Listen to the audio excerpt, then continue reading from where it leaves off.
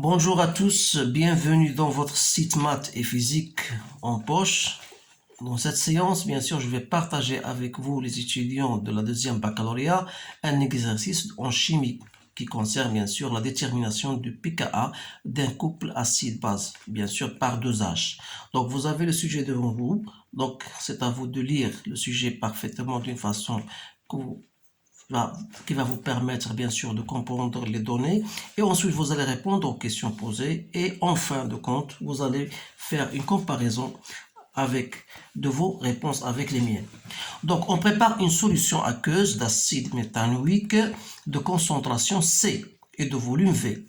On dose le volume VA 50 ml de la solution S par une solution d'hydroxyde de sodium Na plus H de concentration Cb en suivant les variations du pH du mélange réactionnel en fonction du volume VB versé de la solution Sb. On obtient la courbe de la figure 3. Voilà la figure devant vous. Donc la première question, écrit l'équation chimique modélisant la transformation ayant lieu lors du dosage. Montrer que C égale 4,10-2 mol par litre en se basant sur le tableau d'avancement. Calculer le rapport suivant dans le mélange réactionnel après l'ajout du volume VB 16 ml de la solution Sb. On rappelle que la réaction du dosage est totale, ça vous le connaissez. En déduire la valeur du pKa, bien sûr. Donc voilà la première partie. Donc l'exercice, grosso modo, le but de l'exercice, c'est la détermination du pKa par la méthode du dosage, et deuxième méthode, c'est par la méthode de la conductométrie. Donc on va s'intéresser donc à la première partie, on va répondre, puis on va passer à la seconde partie. Donc la première question, écrire l'équation chimique modélisant la transformation ayant lieu lors du dosage. Donc il faut bien comprendre le sujet, parce que on a essayé, ou bien on a plutôt fait le dosage, donc la réaction de dosage. Avant de déterminer la réaction de dosage, il faut bien comprendre bien sûr ce qui se passe. On dose quoi? On dose une solution qui est de HCO2H, de concentration bien sûr C, voilà la solution S, et de volume VA bien connu. On le dose avec Na plus ou H-, de concentration Cb 0,1 ml. Alors là, la réaction de dosage, c'est quoi? C'est la réaction qui se passe entre l'acide et OH-, puisque Na plus n'entre pas, c'est un réactif qui n'entre pas dans la réaction. Donc, il reste OH-. Donc, la définition d'un acide selon branche Z, c'est toute substance chimique capable de libérer un H+. Donc, on aura HCO2- plus de l'eau. Donc, voilà la réaction du dosage. Donc, ça, c'est la première question. 1-1. Donc, deuxième question, montrer que C, la concentration C, égale 4,10-2. Donc, on vous donne la courbe, bien sûr. Vous savez que au point d'équivalence,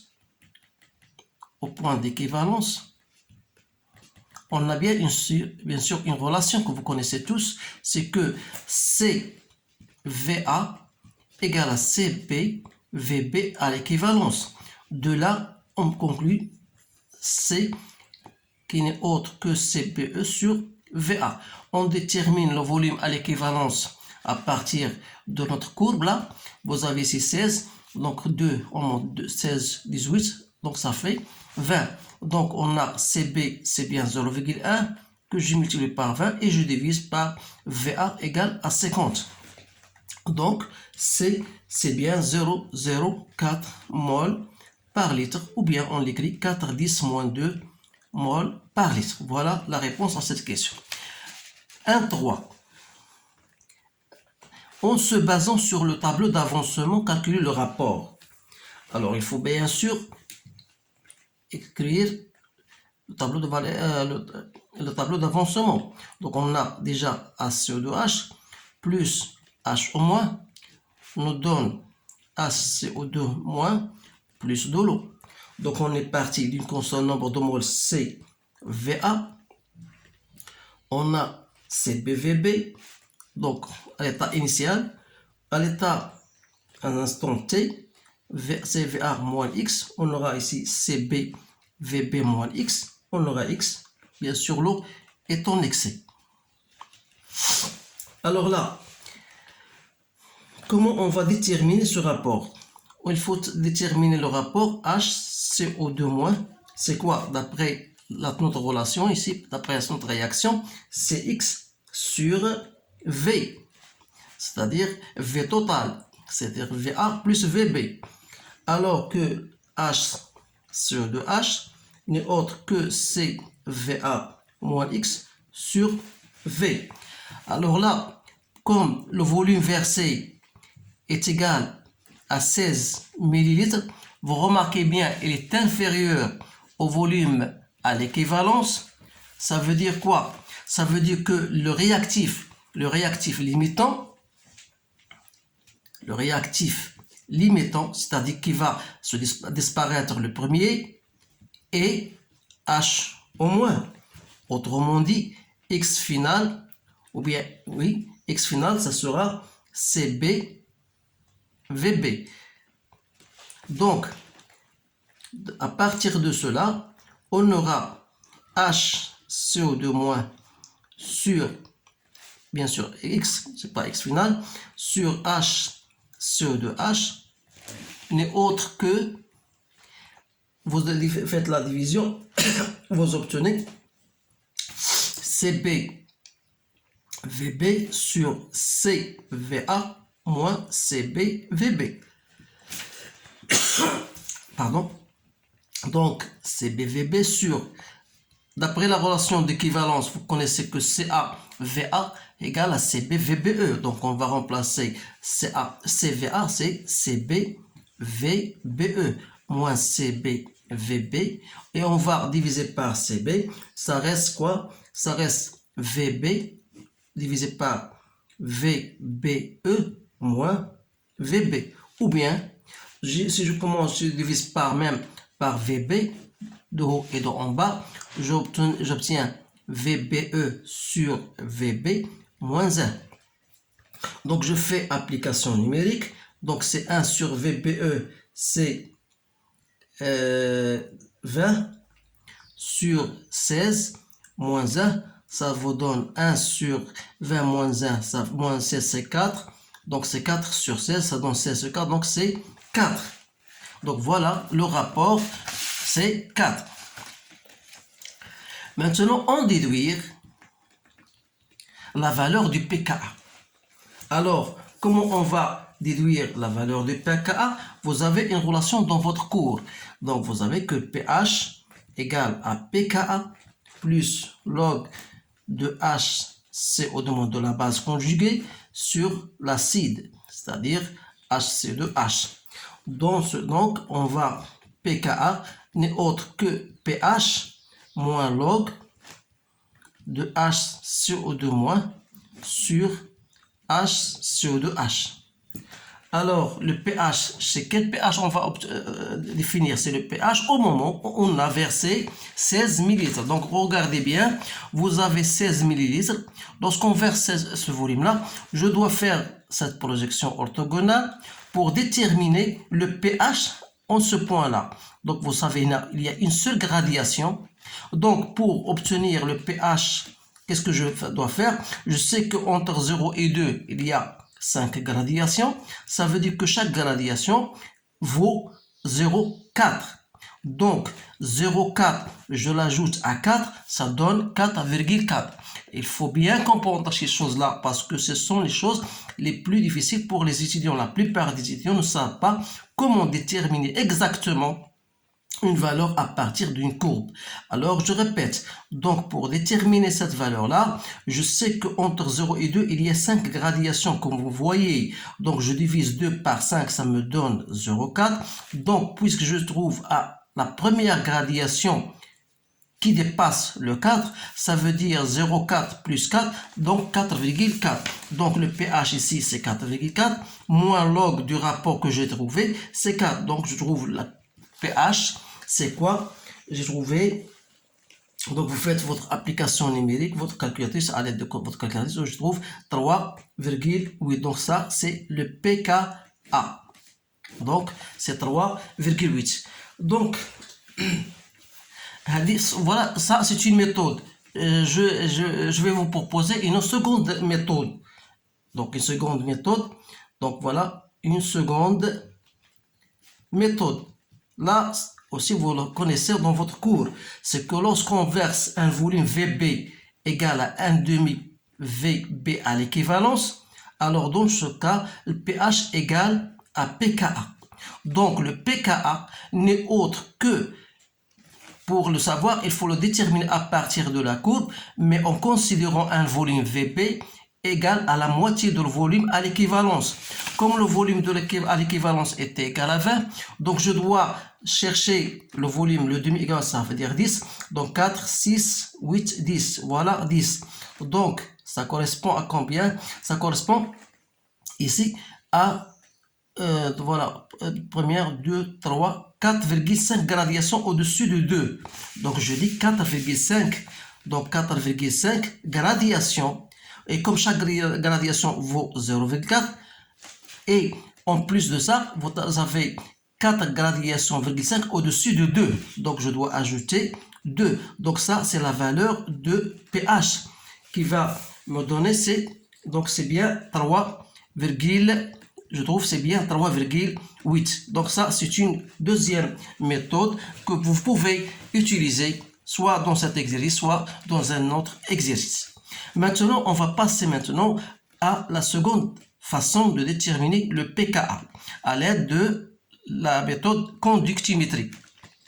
Donc là, on prend un volume V1 d'une solution, bien sûr, S de concentration, puis on mesure sa conductivité, on vous donne, voilà, écrire l'équation, modélisons l'équation de la réaction de l'acide méthanoïque avec l'eau, ça c'est une question facile. Donc, vous avez un acide, en présence de l'eau, ça se transforme à sa base conjuguée plus H3 au plus.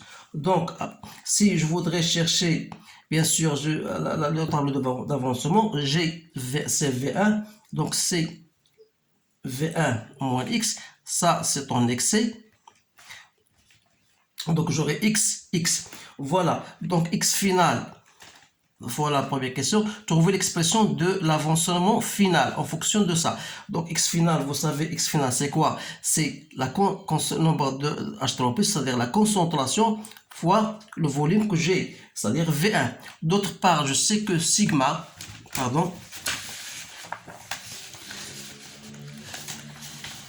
j'ai la valeur de la conductivité, vous savez bien, elle a bien cette relation, c'est la somme de lambda I, xi, avec xi, c'est la concentration.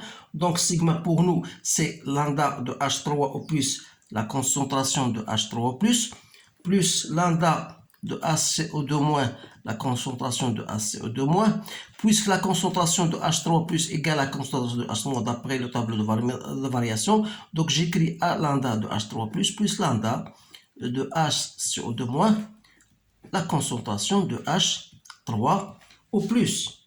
Alors là, donc je tire X final, c'est quoi? X final, c'est quoi? On a dit c'est H3 plus fois V. Donc c'est-à-dire c'est quoi H3 plus? C'est sigma sur ça. Donc sigma sur lambda H3 au plus lambda HCO2- que je dois multiplier par le volume V1. Voilà l'expression de X final. Donc ensuite, on vous dit de montrer que le taux d'avancement est 6,2%. Donc, qu'est-ce qu'il faut faire? Il faut faire une application numérique. Vous savez que le taux, c'est quoi? C'est X final sur X max. Donc, comme X max, c'est quoi? C'est CV1. Donc, X final, vous l'avez. Donc, vous divisez par X, ça va vous donner X sigma sur C lambda H3 au plus lambda HCO2-. Alors là, vous faites votre calcul. Sigma, c'est 0,1. Je divise par C, c'est 4, 10, moins 2 mol par litre. Alors là, il faut faire très attention. Il faut la convertir en mol par mètre cubique, c'est-à-dire il faut multiplier par 10 à la puissance 3. Ensuite, on a lambda de H3 plus c'est 3,5 10 moins 2, je peux la rendre à 35 plus 5,46 le tout 10 moins 3. Donc, vous allez obtenir bien 6,2%, c'est-à-dire 0,062. C'est une valeur exacte. Maintenant, 4.3, trouvez l'expression du pKa. Alors là, vous savez bien sûr que la constante d'acidité, c'est H3 au plus HCO2 moins sur HCO2H. Comme H3 plus est égal à la constante d'acidité, donc on va écrire H3 au plus au carré sur HCO2H. Encore, H3 plus d'après la valeur de taux, donc c'est C taux au carré, donc ça va me donner C au carré, sur C moins la concentration de H3 plus, c'est-à-dire C taux. Donc, en division par C, donc ça va me donner C taux au carré sur 1 moins taux. Donc, vous faites votre application numérique. Donc, Ka, donc c'est 0,04 que je multiplie par 6,2 10 moins 2 au carré sur 1 moins 6,2 10 moins 2. Donc, je trouve 1,6 10 moins 4. Alors là, pKa n'est autre que moins log de Ka, c'est-à-dire moins log de cette valeur-là, vous allez trouver 3,8 exact. Donc voilà l'expression de pKa. Donc vous voyez bien sûr que c'est un problème, c'est un sujet très intéressant qui vous permet de déterminer le pKa d'un acide, soit par la méthode du dosage, soit par la méthode de la conductimétrie. Donc essayez bien sûr de le répéter pour bien sûr que vous puissiez maîtriser bien sûr toutes les données que je viens vous expliquer. Donc je vous remercie de votre attention et je vous souhaite une bonne chance et je vous dis à bientôt.